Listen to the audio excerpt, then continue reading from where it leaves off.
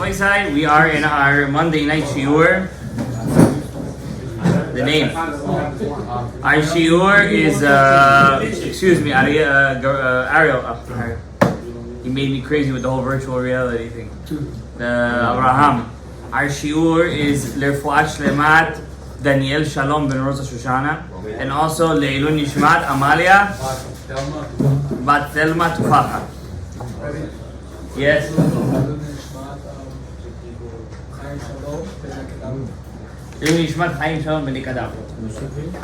With our shiur tonight, we wrote in our in the heading Tzniut in the Torah. Now the shiur, I'll be honest with you, most of the shiur tonight has to be said mostly to a woman. You tell the message. You don't have to tell them, you have to share the link.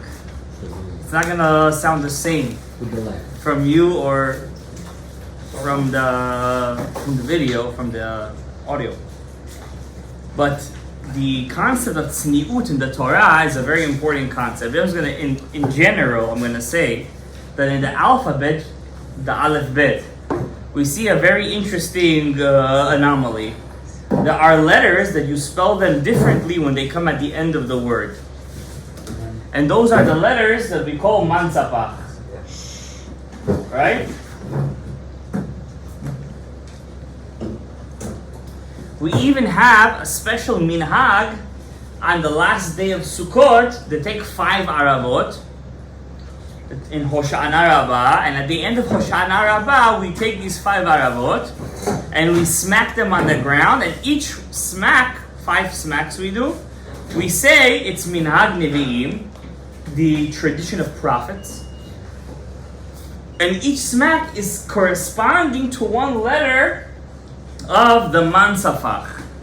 Mem nun sadik pei chaf. And they're all in the sofits, right? Each one has a regular letter and it has a sofit letter, right? So you have 2 forms of these letters. You have it like this. That's called mansapach pshutim, right? Like this. Regular, in the middle of the word, in the beginning of the word. Then you have them at the end of the word, like this. Man, sa, pa, right? That's at the end of the word, right? Says the Ari Kadosh, and he gets this from the Zohar, obviously, that these letters have a special property to them. When these letters are found in a name or in a word, at the end of a word especially, they correspond to gvurot.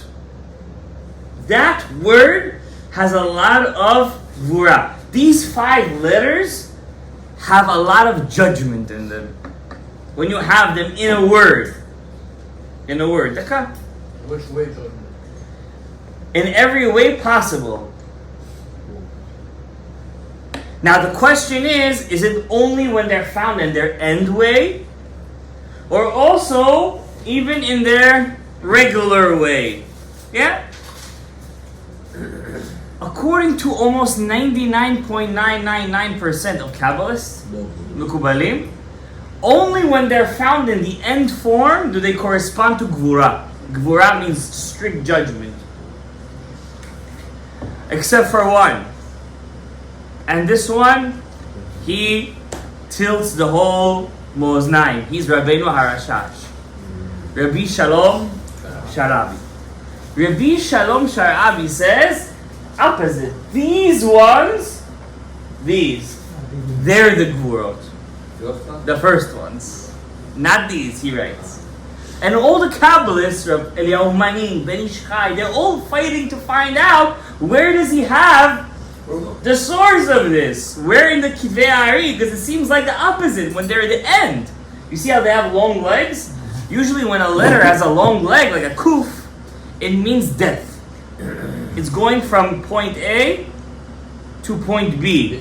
It's going to an end, right? Ketz. How do you say the end in Hebrew? Ketz. Ketz is kuf, tzadik, right? What do you see the similarity in both letters? They both have long legs as if they're going down to to the klipa.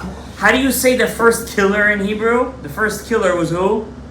Cain. Look at his name. Kuf, Yud, and Nun. Combine the Yud with the Nun, what do you get? A tzaddik, ketz. The end. So we see the opposite from what the Rashash says, but the Rashash is so strong that anything he says in the Sephardi world, overcomes anything anybody else says. His Kabbalah is so strong, so true, that anything he says is it's absolute. I'm not going to explain to you why right now, but I'm just letting you know that every kavanah we have, every meditation we have, every minhag we have, for the Sfaradim, it's always Ari according to the Rashash, always. And there's many Mekubalim. For example, there's Baal Shem Tov, Chassidut. There is, for example, Ramchal. There is the Gra. There is Rav Natan Shapira. There is Rav Meir Papirash. There's many. Rav Yaakov Kopel. There's many different types of Mekubalim who've shown their mastery in Kabbalah. But we don't go according to them. Who do we go according to? The Rashash. That's why anytime you have Kabbalah to sweeten the judgment, you'll always have Kabbalah to sweeten which letters? Mansa Baba, which? Like this or like this? The first ones. Where do we have this Kavanah? The Ari teaches us the 5 powers that stop our Parnasah. Stop our Parnasah are Mansapa. These are the 5 letters that stop our Parnasah. From there comes all the judgment. So when you say, for example, Poteach et yadecha, one of the kavanot is to bring the shefa down to sweeten these 5 letters. These 5 letters. How? Open up Avodat HaKodesh. Regular Avodat HaKodesh is over there. It's over there. When you say Lechol Chai Ratzon, it's over there. I'm not gonna get. It's not a shiur and Parnasah. Now I'm gonna teach you now something amazing. Any word that you have these 5 letters, or any one of these 5 letters, it shows what? Excuse me. It shows what? Dinim Kashim. Let's take the word of our shiur today. Tzniut.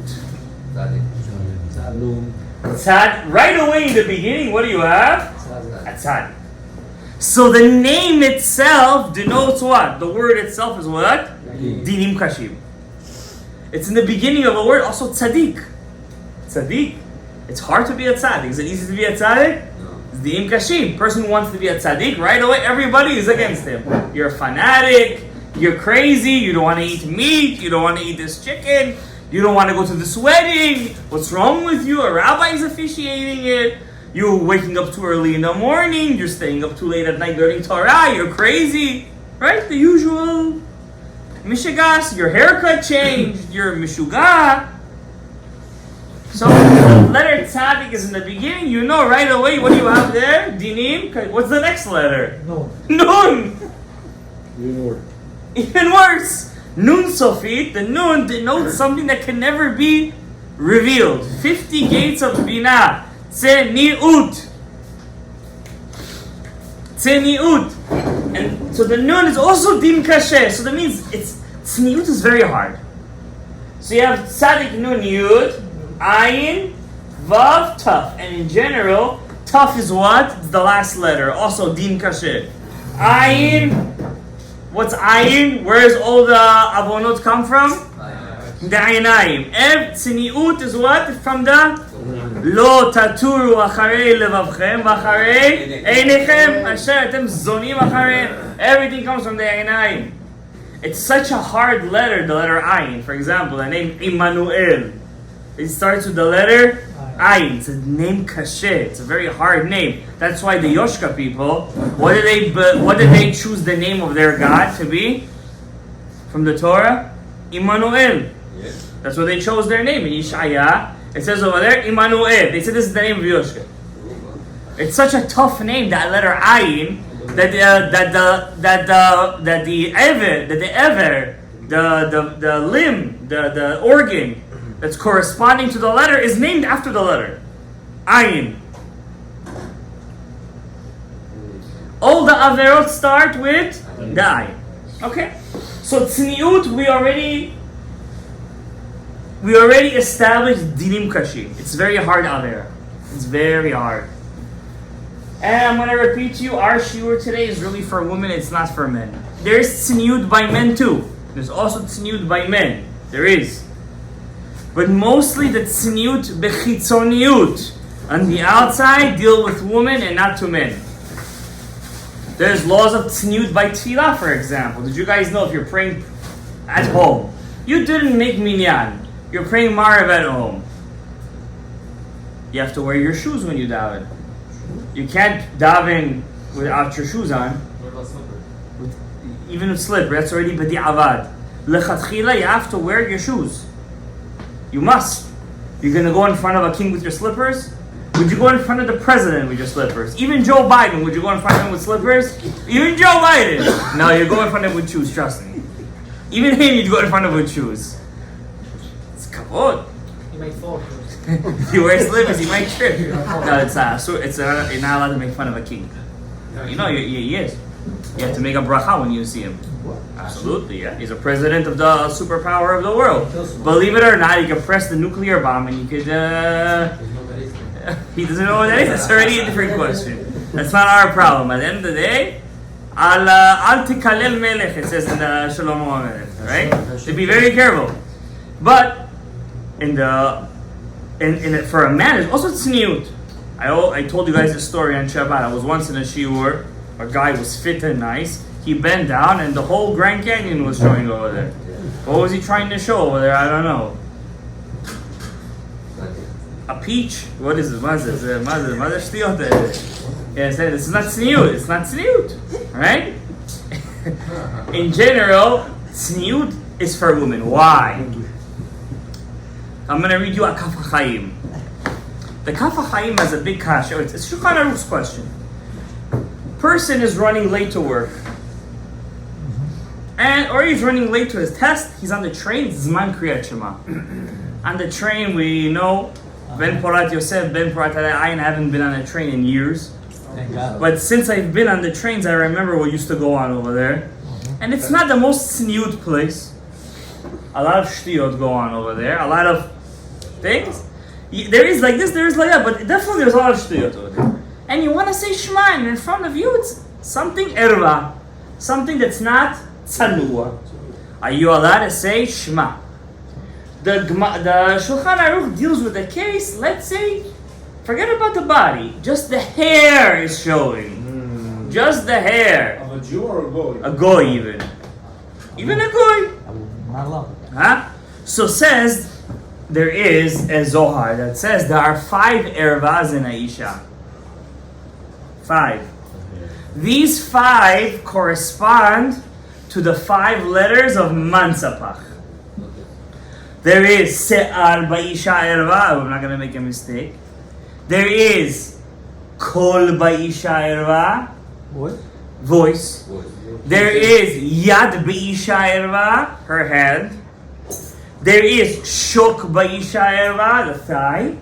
Then there is Regel Ba'isha Erva. I did all 5? Yeah? All 5? The regel. That means in the regel, the leg, the Zohar. It says in Idra Rabbah, we read this in the night of Shavuot. The Zohar counts 5 ervas in Aisha. That means 5 things that reveal the Mansapach. If you look at these 5 things, what are you really looking at? Negative. The negativity of the Mansapach. So what are you really drawing right now? Mansap, Tum'ah, not Tum'ah, Dinim. When you use it for the wrong, that means when you see the din, and then you start thinking about it, that's Tum'ah already. How about your own spot? You understand? So you get affected? Daka. If you get affected is obviously anything you come into contact with, you get affected with. In fact, I'm talking about a Kriyat Shema. Can you say Shema in front of that? No. Can you say Shema? No. It's my fault. Says the Shulchan Aruch. So let's just, there's Man Tzapach, yeah? Man Tzapach. The mem is the se'ar. That's the hair. Yeah. Hair. That's why women have to cover their hair. Right? I'm just going to read you the Zohar regarding women covering their hair. The Zohar in Parashat Naso says, I just want to give a disclaimer before this shiur. I know this shiur is mostly for women. But whoever listens to this, it's a very hard to be Tzniut 100% today because as the Yaskil Avdi says, it just became such, even in the religious world, everything became mutar. And I was preparing the shiur today. It just took me 1 hour to get through the sugya of se'ar ba'isha irva. And I was preparing to you the whole thing. I can't prepare this whole thing for you guys. It's just too much. You understand? It's just a lot of information. So, first of all, I want to say to HaKadosh Baruch Hu, we're not giving din on anybody. We're not here to give din on anybody. We're here to learn. Number one, ignorance is the first step of foolishness. We're here not to be ignorant. Number two, if we fell in one of these averot, we're not passing judgment on ourselves. Because we're human beings and we're not malachim. But we're here to learn. It's very important because the Baal Shem Tov says they don't judge you in Shamayim until you judge yourself. So we're not judging anybody, we're not judging ourselves, we're just here to learn. That's it. And to become better Jews. It says in the Zohar in Parashat Naso, look what it says. The Zohar was very machmir that a hair should not be outside a woman's kisui arosh. Why? That's the Lashon. Amar Rabbi Chizkiah. Rabbi Chizkiah said, Klala ve'onesh. There should be a curse and a punishment. You know, we all say with Zohar, Zohar, Zohar, Zohar, Zohar. But we also don't know the rest of the Zohars. Zohar, last week's parasha. Klala ve'onesh lete alahu barnash deshavat le'imtate detechse misara dereshe devar. Cursed on that man that he allows his woman to go outside with her hair uncovered. I'm just talking about the mem. That's the easiest of the mansapach. It's just the first letter. It's not even the rest of the mansapach. Just the beginning of the mansapach. Vedau chad minun tzniut de beita. This is one of the fundamentals of tzniut, says the Zohar Naso. Ve'itetad afikat misa'ara dereisha lavar. Garim miskenuta lebeta. I'm not going to finish the Zohar. A woman who allows herself to show her hair outside causes poverty to one's house. This is the words of the Zohar HaKadosh. That means, for every hair that's showing out, it's every se'ar be'isha erva, every mem, which is the mansapah, and every man that looks at it, he draws from her energy. That energy was supposed to be for who? Her husband. And we also know from the Gemara, in a couple of places it says, whoever wants to be rich, says Rava, give your wife attention. Give your wife presents.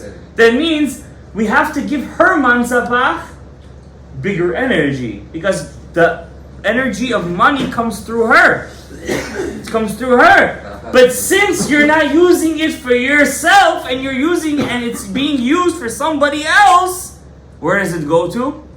Somebody else. And what are you left with? Nothing. So the Zohar HaKadosh says that a person that allows his wife to be se'ar be'isha irva, he becomes a misken. A misken. Okay? That's one Kafachayim HaKadosh. Now, what is the power of tzniut? What's the power of tzniut? Now, it's a lot. I'm telling you, don't paskin from what I'm saying. Don't try to come to any maskan. There's so much to speak about this. It's crazy. I just opened a book about this. Just 50 sources was just on the first thing. And every source you have to open up. And no AI could do this for you, by the way. I tried. Trust me, all Sunday I was trying. It doesn't do it for you. One siman in the Shulchan Aruch, I tried to make it do for me. One siman, it didn't do it for me. Did you do the kosher one? I did not do the kosher one. But there's a kosher one now. Ben Poratim said. Alright, send me a link. Let's try the kosher one right now. Alright. I want to tell you what's the power of tzniut. Anybody here could tell me from the Torah who got the power of being a king because of Tzniut. Shalom. Shaul HaMelech, thank you very much. He got the Jewish trivia for the night. Shaul HaMelech was zocheh for Tzniut. Who's supposed to be the king of Am Yisrael? David. David's the lion. Yehuda. Judah's supposed to be the king. He was not the king. He was not the king. In fact, we see by David the opposite of Tzniut. Why? The only time in the Torah where we see a girl is in love with a guy is by David. We never know by David himself. Michal was in love with David. It doesn't say that by any other character in the whole Torah, ever. It's always the guy that goes after the girl. No, it doesn't say that by Yosef. She was a klipa. We're not counting that one. No, we're talking about kedushot. Okay. We're not talking about klipot over here. She was thinking about something else. She wasn't thinking about kedusha, right? Unless you go according to the Midrash, she was an astrologist. She played with horoscopes. Who cares about that? Mrs. Zuleika. Yeah. But by Shaul, we see he was zocheh to melucha because of tzniut. Says the Ari, anybody who has the midah of tzniut, modesty, he has the power to be a king. Even though he's not worthy from his genealogy to be a king, because he has the power of modesty, he will be a king. And any woman who has the power of being modest, she will be zocheh to have kids who are in the position of kings, leaders. And the famous example of the Gemara brings a woman called Kimchit, that she saw 7 children that were Kohanim Gedolim. Kimchi, that was her name. Kimchi, from the word kemach. Not kimchi, that's Korean. Kimchi is kemach. Flour. Parnasa. What happened? I'm going to tell you a story. I'm going to explain you now why in the root of the world, whoever is modest is zocheh lemilucha. Modesty doesn't just mean you cover it up. Modesty also means if somebody tells you a secret, you're able to hold it in. It's very hard today. Everybody shares all the videos and all the Instagrams and all the links and all that. It's very hard. It's also modesty. Modesty is also when a person goes to parties, to be modest. Modesty, that's why the Gemara says, better to go to a yeshua than to go to a wedding. I'm serious. That's what the Gemara says. Tov lalechet lebet ha'avel mibet ha'mishteh. I'm going to tell you now a secret of secrets. Whoever zochet to hear this tonight, zacha. And I'm only saying this. I've said it before in my shiurim for sure. I'm already seeing many people are starting to speak about this. I'm going to tell you right now. It's called Shbirat HaKelim, the breaking of the vessels.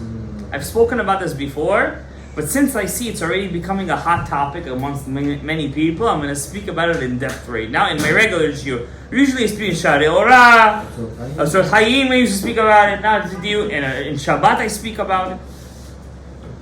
When Hashem created the world, if He would create the world straight, Him in this world, the world would blow up in a second. It would just revert back to its source. Because you have the source, and you have the tipah. What's the tipah? The drop. What happens when you put a flame next to a bowl of fire? What does it want to do? It wants to go back. What happened in Har Sinai? We all dropped dead. Twice. If we were Abraham, if we were Moshe Rabbeinu, it was a different story. Yeah, we could hold ourselves. Moshe Rabbeinu was used to it. Also, besides Shorish Nishmat. That means Nachshon ben Aminadab, did he drop dead? Yes. Netanel ben Suar? Yes. Yehoshua ben Nun? Yes. Only one who didn't? Moshe Rabbeinu. Okay. Are we Moshe? I don't know so. Everyone. All the Nishamot left them, came back. Only Moshe Avdi. So, Hashem decided, in Hinu bechokhmato, obviously, that we cannot understand this chokhmah. To create this world, we need veils. Filters, I like that word. Baruch Hashem for our generation. We need filters. How many filters do we need? 10. Everything in this world, pay attention, is what? 10. But how many days of the week are there? 7. Do you know that the fact that there are 7 days of the week doesn't make sense mathematically? if we count from the year and from the month, 7 days doesn't make sense. It's supposed to be a different number. Ancient Mayans, for example, didn't have 7 days in a week. Yeah, 10. I think they had 10. But in general, the number 7, for some reason, the whole world accepts it. You go to Zimbabwe, how many days of the week are there? 7. You go to Taiwan, 7. Taiwan is, they're going to take them over soon. And you go down to Brazil, South Africa, 7. Why did they count 7 days? Anyone here know? For the clean days. For the clean days? Don't go too deep. It's like a person tells me, that you go to a faher, it says, explain me the Gemara, he's explaining Tosfot. I'm just asking you Rashi. Don't get to the Tosfot over here. What's the reason why there are 7 days in a week? Why the whole world accepts 7? 7 days of creation! That's it. Everybody believes in the Torah. Hands down. That's the reason. Everybody believes in the Torah. I'm serious. Everybody believes in the Torah. This rules every religion. This with every single religion. It's not my thing, by the way. I heard this already a long time ago. But it's a common fact. Why do you keep 7 days a week? Why do you do it? Right? These 7 days of the week correspond to the 7 powers that God created. That He created them, 7 filters. He created them and destroyed them.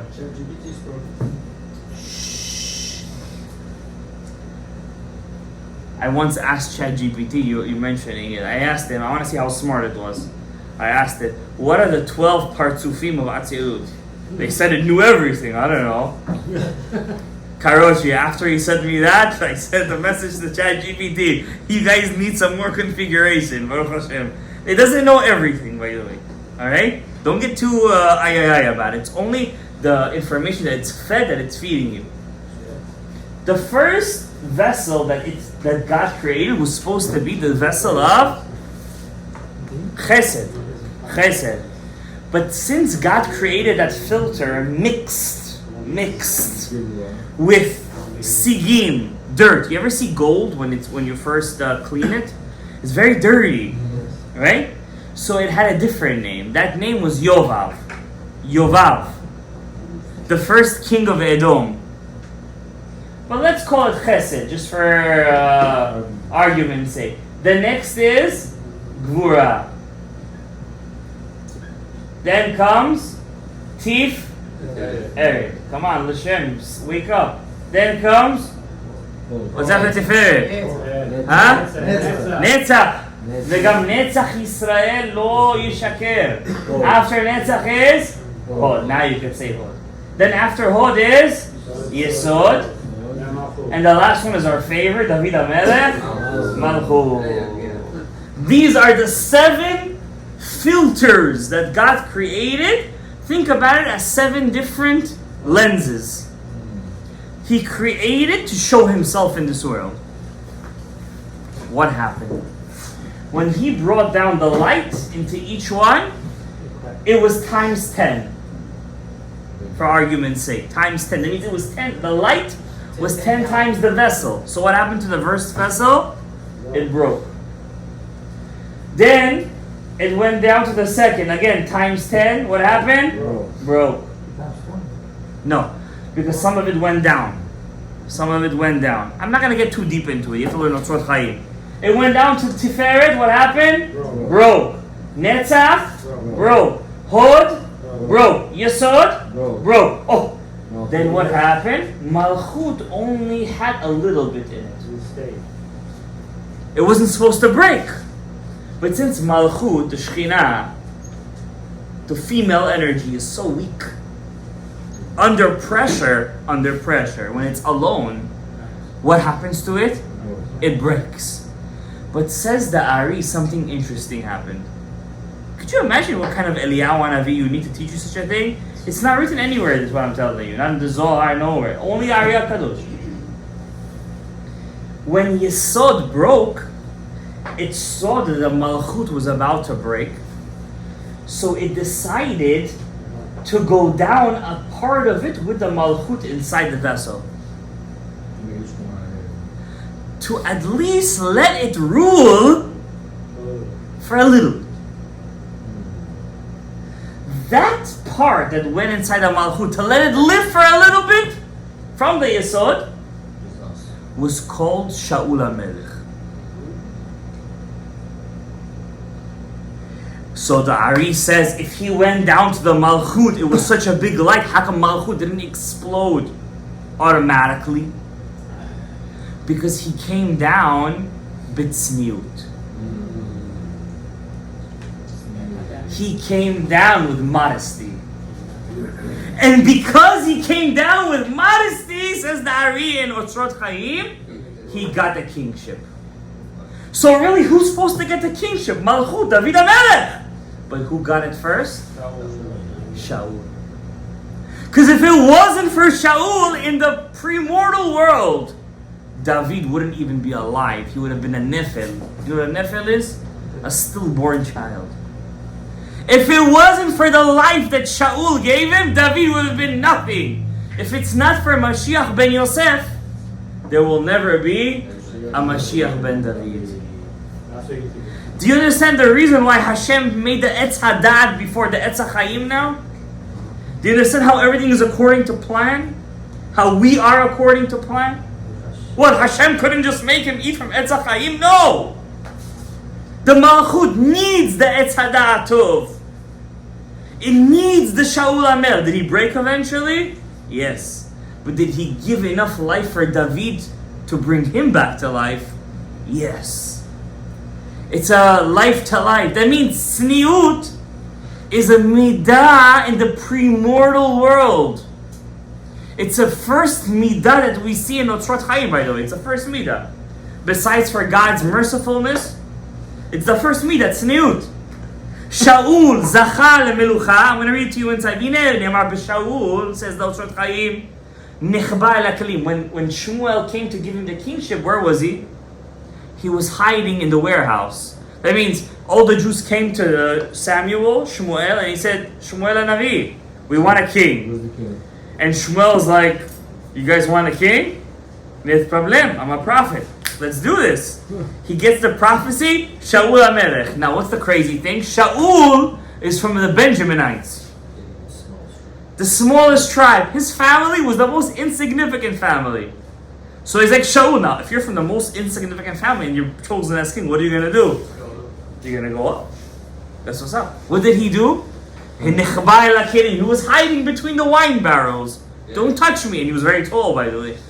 How could you hide to Shagai? I don't want to be chosen. Says the Ari, Nevaer be'ezrat Hashem. Because when the kelim broke, Shel HaYesod, Nish'ar Or Echad, there was one light that was left. Shebichinat harapach nitzotzof, from the 288 sparks, one light was left. And that light, lechayot et ha-malchut, to give light to who? To give life to the malchut, the shechinat, the divine presence. V'zeh hu bichinat Shaul HaMelech.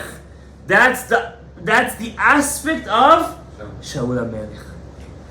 That means if anybody over here, all the guys over here, before we get to the tzniut of a woman, the tzniut of a man, if anybody over here wants to reach Melucha, what is midah supposed to have? Tzniut. If you don't have the midah, now I'm going to tell you even more than that. For all those guys looking for a sigula for marriage, what's the marriage? What's marriage? I want to ask you. Abraham. What are you trying to reach? What's aspect? The malchut. Your wife is the malchut. So that means you want the malchut. What do you have to be? Tzniut. But the guys think opposite. What do you have to be? The opposite of tzniut. But what do you think you have to be? A sus. Where is Abraham? The susati b'richbe paro. I have to be a sus. I have to show myself. I have to show my power. I have to show how strong I am. I have to show how amazing I am. How beautiful. How nice I am. But if you're going to do that, you're not going to get a malchut. You know what you're going to get? Lamed Yud Tav. That's what you're going to get. The rainbow. You're going to get Lamed Yud Tav. She wants the guys who are not b'tzniut. You want Rachel and Leah? Who are you going to get? Who you have to be? Shaul. How do you like that? Huh? I'm going to tell you something bigger now. First of all, you guys didn't understand what I just said, but whatever. I got it. But let's play blank advocate. When God created the Malchut Be'olam HaTikun, the Malchut is what letter in God's name? Hey. In God's name. Hey. How Yud? She's the last letter. Hey. Hey. You didn't say the last letter. Gotta be The specific. letter Hey. Says the Ari, the letter Hey is really two aspects. There is the revealed aspect. You see this part? That's the revealed aspect. Then there is the smaller aspect. It's the hidden aspect. What's the main part? The hidden aspect or the revealed aspect? Whatever is revealed. What do you mean? I'm looking at you. Right? Don't be Hasidic with me right now. I'm asking you in the letter Hey right now. What's the most important aspect? The Dalet or the Vav? The Dalet, obviously. I look at the Dalet. Right? Yes or no? When in Pesach, when I break the two pieces, right? What am I saying? Helach ma'anyan? The Dalet. Big one. It's supposed to be the big, the Dalet, but the Dalet always comes out bigger. Always. Even though it's supposed to be the opposite. Says the Ari, the Shekhinah, God's divine, the Malchut. There's always a hidden aspect and a revealed aspect. The hidden aspect is called our mother, Leah. The revealed aspect is our mother called Rachel. Mama Rachel. That's why, where is Rachel Imenu buried? In the middle of the road. Where is she? Everybody can come see her. Even Arabs go there to pray. You should know that. Even Arabs go there to pray. And when they go in, they take off their shoes. Even they go up there. Why are they going to Rachel? I don't know what they're doing over there. I'm an expert in the Kritmachs, not in the Arabs. Not yet. The Rachel is Milder. Where is Leah buried? Nobody knows. Inside. She's somewhere inside over there. Who knows where she is? Down in the cave. Why? Al-Madit Kasya. Pay attention, guys. In women, a person who has kids always sees this in his daughters. There's two kinds of girls he has. One that's always an introvert. That's true. One that's always covering herself. She's a Itkasya. She's a Leah. Then there's always the daughter that's the Idgalia. The Rachel. And who does everybody like? The Rachel. Everybody loves Rachel. Because everybody wants to enjoy from the Idgalia. What are we always picking up? Rachel, not Leah. Correct? The Ari compares the two Bechinot of Leah and Rachel to Talmud Torah and Tfilah. Tfilah is Beit Galut. It's in the revealed state. You're there, you're davening, you're praying Torah. When you're learning Torah, it's Beit Kasya. Nobody knows what you're learning. It's all in your mahshava. Right? Every woman has a Bechinat Leah and Bechinat Rachel. If a woman is Bechinat Rachel, she has a very hard tikkun. Because she always wants to reveal herself. She can't help herself. She always wants to show off her mansapach. Because that's her Bechinah. But she doesn't know, who does she have to show it to? Her Yaakov. What happens? Because Rachel always messes up her mansapach, who ends up taking it? Leah. That's why in the world right now, what's more stronger, Talmud Torah or Tfilah? For sure Talmud Torah. No? Tfilah. Who davens, I want to know. The faster you daven, the more people you have in shul. That's the truth. There's no kind of thing as davening. Davening is becoming like it's a mitzvot anashim melumada. Nobody wants to. No, it's becoming like I have to. It's a chore. I gotta do it. What can I do? I have to do it. It's an avodah. Hashem Himself calls it an avodah. They say, but Talmud Torah, no. I go. I find the time. I learn in my thing. It's le'ad. It's kasya. Why? The Bechinat Leah, since it's a covered Bechinah, lo shalta be'ayin hara. There's no ayin hara on it. But Tfilah, since it's Beit Galia, shalta Ayin hara. And therefore, you see, interestingly speaking, what kind of women get divorced more easily? Beautiful women or homely women? More beautiful women. Why? She's bichinat idgalia. There's more sucking from the mansapach from her. People take her mansapach and she's left with nothing to give her husband. So therefore the mansapach breaks down right away. She has nothing to give the husband and boom, everything goes. But yet for some reason, the one that's not, that's what's up, she lives a normal life. Why is that?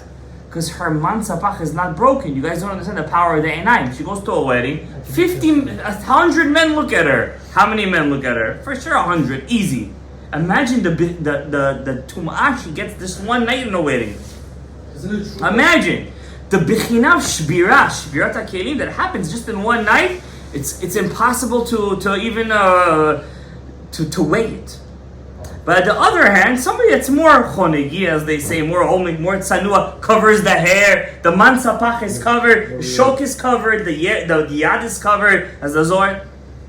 It's very hard to break. Even if it breaks, if the husband is strong, he'll bring it back. He'll bring it back. Wait a second. Now I'm going to tell you halakha from Ovadia Yosef. How does he bring it back? How does he bring it back? The only way to bring it back, says the Ari, is through a zivug. What's a zivug? A connection. You think Only physical? No. Wow. Zivug could even be by connecting our eyes together. Right now I'm looking at you, I'm making a zivug. Yeah. It's a zivug. Zivug doesn't have to be something sensual. It could be when I'm speaking you, teaching you Torah, says the Ari, the Torah of a Rebbe to a Talmud is a bigger zivug than a parent to a child. You understand? Zivugim is all relatively speaking. So a guy, for example, he's old. He can't have a zivug with his wife anymore. It's done. And my Rebbe once taught me that the Mekubalim, the old Mekubalim, used to have a zivug with their wife just by looking at them. It was enough. It was enough. It's a connection. No, you're a bit too young for that. Wait, when you get to 80, 90 years old, we'll talk about it. But when a person wants to connect, a connection is called a zivug. Now I'm going to tell you one halakha from Ovadia Yosef. Now, really, I brought you, I was going to say 3, but I'm going to only do 1 with you. First halakha I was going to tell you was, what's the halakha of Ovadia Yosef says, can you send your kid to a mixed school? Boys and girls together. What's the gather of Tzniut in that? Okay? This one, I'm telling you now what I say, or Ovadia says. That's why, I wrote this in my notes. I didn't even bring my notes. From the book I was going to read it. Why? There was so much fire and brimstone over here that I said, listen, you guys are not going to believe. You're going to think I'm making stuff up over here. So I said, I'm going to bring the actual sefer, but I'm going to skip this one. no. For a different time. No, it's good. Okay? I'm going to do this one. What's the halakha, says Rabbeinu in Ovadia Yosef. We all know he was Gadol Hador. You agree? Yes or no? Yes, sir. You just came from Eretz Yisrael. You agree? 100%. 100%.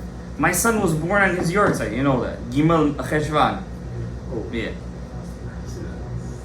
Rabbeinu Ovadia Yosef, I just want to let you know, Rav Ben Sion Mutzaf, he said that he heard from his father that he was Nitzot Mashiach Ben Yosef of his generation. That's how kind of Gadol Hador he was. And for sure, his mastery in halakha, which is Etz Hadat Tov, was unparalleled. Nobody could equal his mastery in halakha. Nobody. He was a halachic. He knew how to just take out the halakha. I mean, every time you read Yabia Omer, it's just a ta'aluk. It's been so long since I opened up the Yabia Omer and learned it inside. It was just, I couldn't let go of the sefer. Just siman after siman. I was reading simanim that I didn't even have to know. Just a ta'anuk. He writes like this. Somebody asked, this is already towards the end of his life. This is Chelek Yud. He only had 11 volumes. This is the 10th volume. The 11th volume was posted, printed, Avraham, after his death. How do you call it? Posthumously? Huh? How do you say this? Posthumously? Alright. It says like this. What's the halakha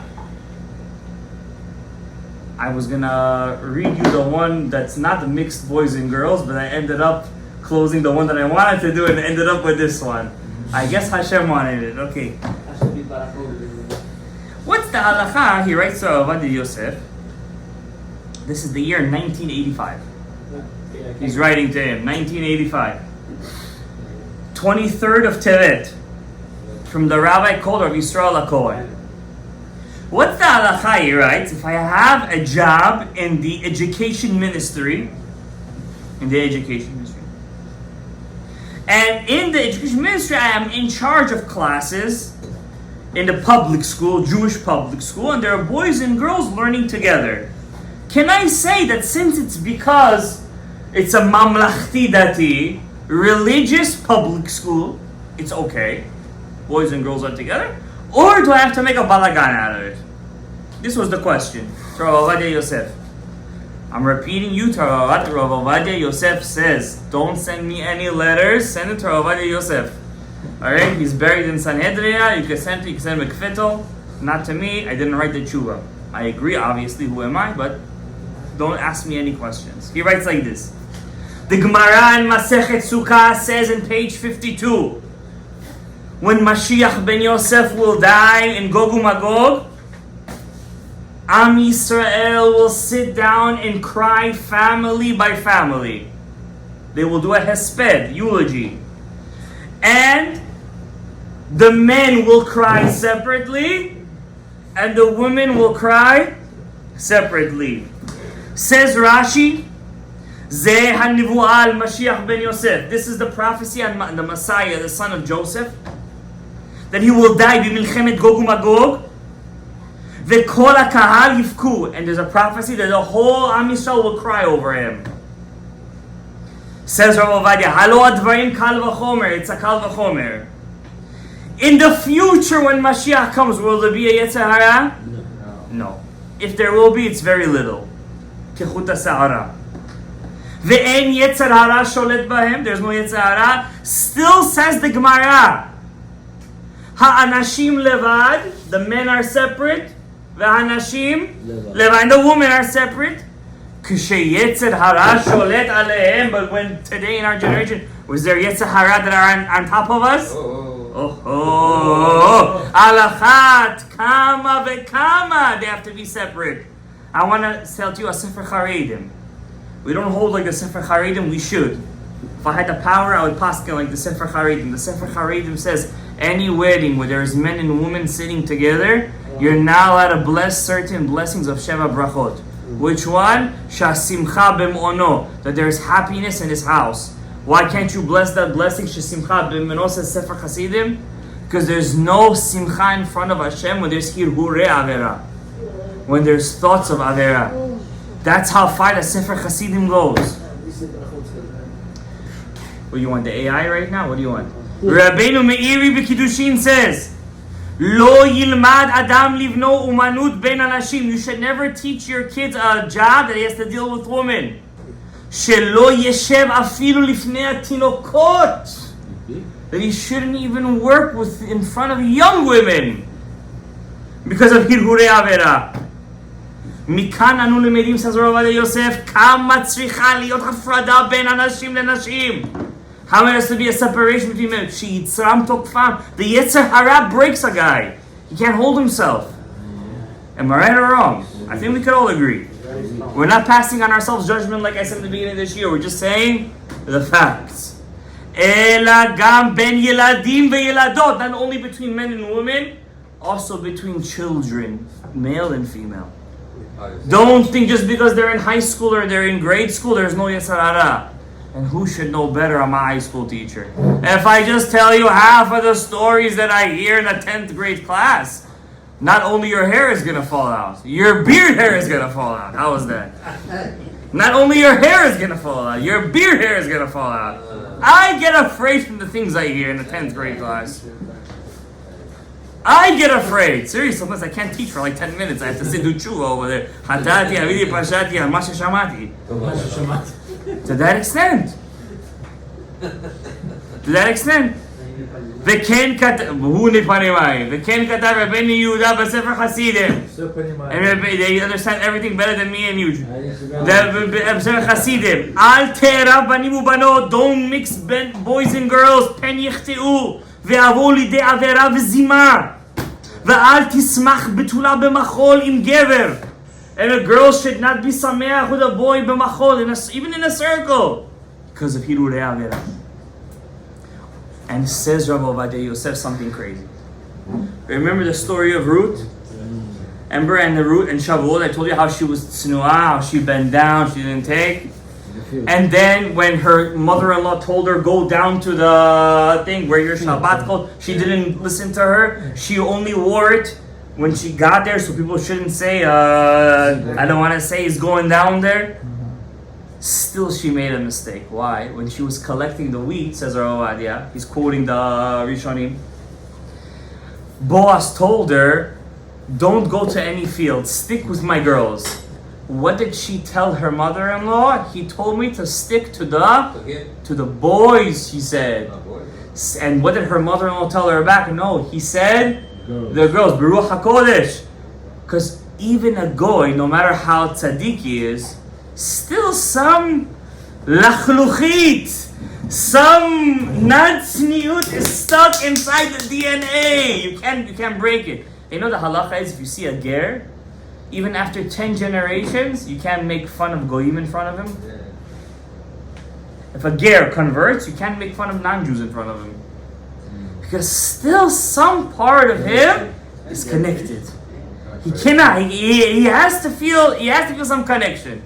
That's how deep it goes. The connection. Ruth, the great grandmother of David HaMelech, says Rabbeinu Ovadia Yosef. Ubazeh katav Rambam. He was a realist. If we could call him liberal amongst the Chachamim, Chas v'Shalom, but let's say he's more philosopher, this, that, yes. His statue is in Washington, D.C. It's in Barcelona. It's in Cordova. It's in Cairo too. There you go. I didn't know that one. Says the Rambam, Chayavim kol adam, kol bedin. Every bedin is obligated bechol yom tov. And every holiday, la'asim shotrim. They have to appoint special policemen. שהבנים והבנות לא יאכלו וישתו ביחד. Who said this? The Rambam. More than this you want, Tzniut? I'm not talking about women, how they dress. But the one I closed was really that was the tough stuff over here. This is the simple stuff.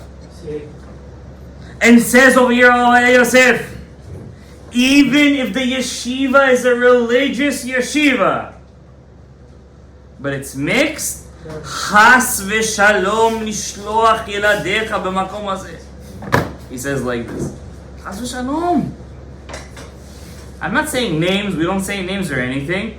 You have to think to yourself, what are you putting into the subconscious of your kids?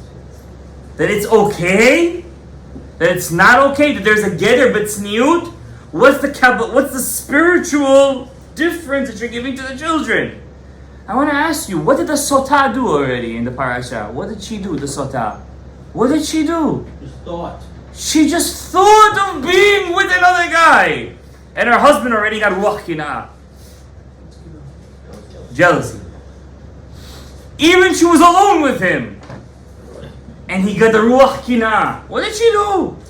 En kina'ah bezmanenu? There's no kina'ah? I'm not going to finish what Ovadia Yosef says because those guys who don't keep what he says is going to get scared tonight. And he's speaking over here like a Rabbi Udaftaya. Mentioning Rabbi Udaftaya, I'm going to tell you a vision of Rabbi Udaftaya. You guys know that I recently got a book, thanks to a friend of mine over here, that got me the private journal of Rabbi Udaftaya. I'll be honest with you, since Friday I haven't put this book down. I didn't pick up a Gemara. I only practiced the Sefer Torah for 30 minutes because I had to. And a Sidur. This book has literally not left I can't stop reading the book. His personal, now, you guys know that Minchat Yehuda, the Rabbi Udaftaya, is probably my favorite sefer. This book is higher than Minchat Yehuda. Okay, that's how strong it is, and it's called Megillat Starim, his personal journal. So he writes over there. I'll be waiting for the picture. Huh? I sent you the first page. You want the whole book? All right. The picture. Okay. We talked about it. Oh, the picture. Okay. So he writes over there. He says he passed away in 1942. You guys know 1942. Yes. That's exactly when Rommel. So he writes a General Rommel of Hitler. He was Armilus. Armilus Harasha. He could have been Armilus. He could have been, but he passed away right before Romulus Rommel got killed. So it didn't end up what he wanted.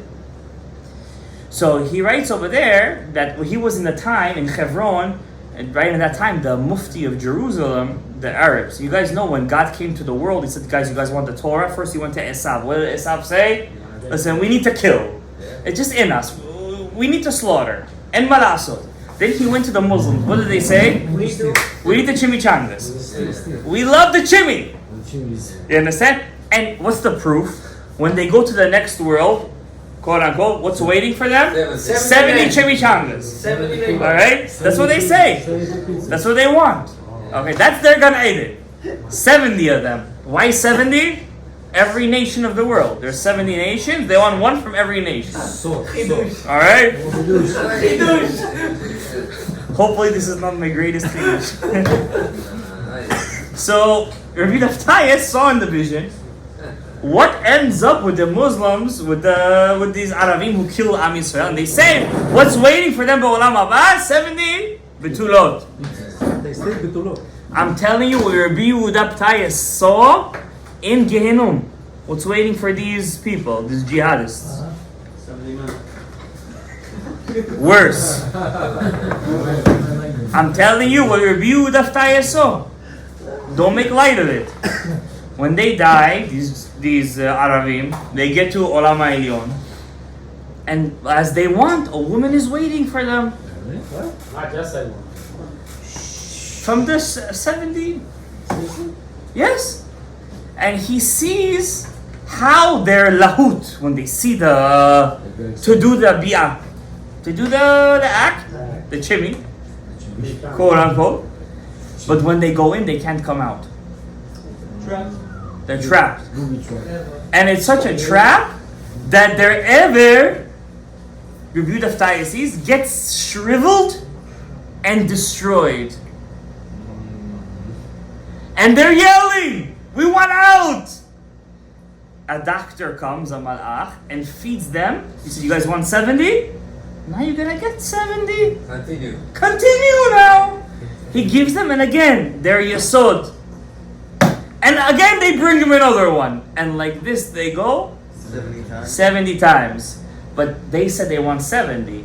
With a drop of a Jewish blood, each drop is 70. So for every drop, it's 70. Don't say, oh my God. You understand? Every drop, he wanted 70. We're going to give him 70 times 70. And that's when he saw what happens. So what do we learn from here? Be careful what you wish for. Don't always think what you wish for is the best thing. Baruch Adonai leolam. Amen. Amen.